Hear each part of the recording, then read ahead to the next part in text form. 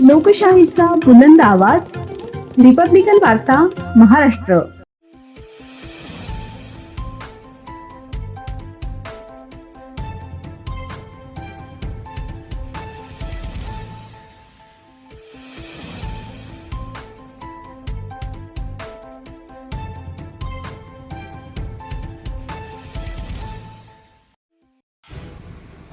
वंचित बहुजन आघाडीचे जिल्हाधिकाऱ्यांना निवेदन. शेतकऱ्यांना सरसकट कर्जमाफी द्या, अन्यथा तीव्र आंदोलन. बातमी येतेय यवतमाळ येथून.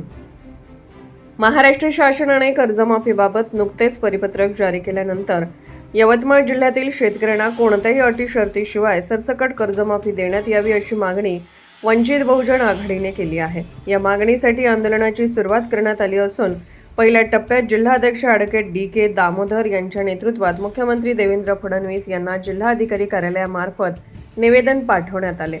निवेदनात म्हटले आहे की यवतमाळ जिल्हा हा राज्यातील सर्वाधिक शेतकरी आत्महत्याग्रस्त जिल्हा म्हणून ओळखला जातो. सततची नापिके, अतिवृष्टीमुळे झालेले मोठे नुकसान आणि वाढते कर्जबाजारीपण यामुळे जिल्ह्यातील शेतकरी गंभीर आर्थिक संकटात सापडला आहे. अशा परिस्थितीत जिल्ह्याला पीक विमा योजनेतून वगळण्यात आल्याने शेतकऱ्यांच्या अडचणी आणखी वाढल्या आहेत. वंचित बहुजन आघाडीने शासनावर शेतकऱ्याच्या प्रश्नाकडे दुर्लक्ष केल्याचा आरोप करत विशेष बाब म्हणून यवतमाळ जिल्ह्यातील सर्व शेतकऱ्यांना सरसकट कर्जमाफी देण्याबरोबरच जिल्ह्यात पुन्हा पीक विमा योजना लागू करण्याची मागणी केली आहे. मागण्यांकडे दुर्लक्ष झाल्यास जिल्हाभर हजारो शेतकऱ्यांच्या सहभागातून तीव्र आंदोलन छेडण्यात येईल असा इशाराही संघटनेने दिला आहे.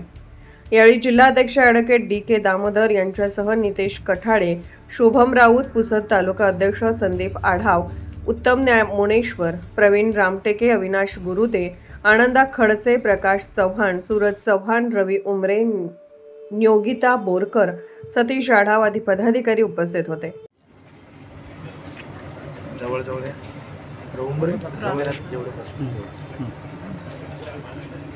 महाराष्ट्र सरकारने एक परिपत्रक जारी केलं आणि त्या परिपत्रकामध्ये आचारसंहिता संपल्याच्या नंतर कर्जमाफीची घोषणा होणार आहे. तर त्याच्यामध्ये काही जाचक अटी अशा आहेत की जसे की ज्यांनी 2020-19ला 2 लाखापर्यंत कर्ज घेतलं त्या व्यक्तीला फक्त 50,000 रुपये माफी मिळणार आहे. आमच्या मागणी माफी नाही तर केवळ ते बँकेला एक नफा देण्याचा एक त्यांचा हेतू आहे.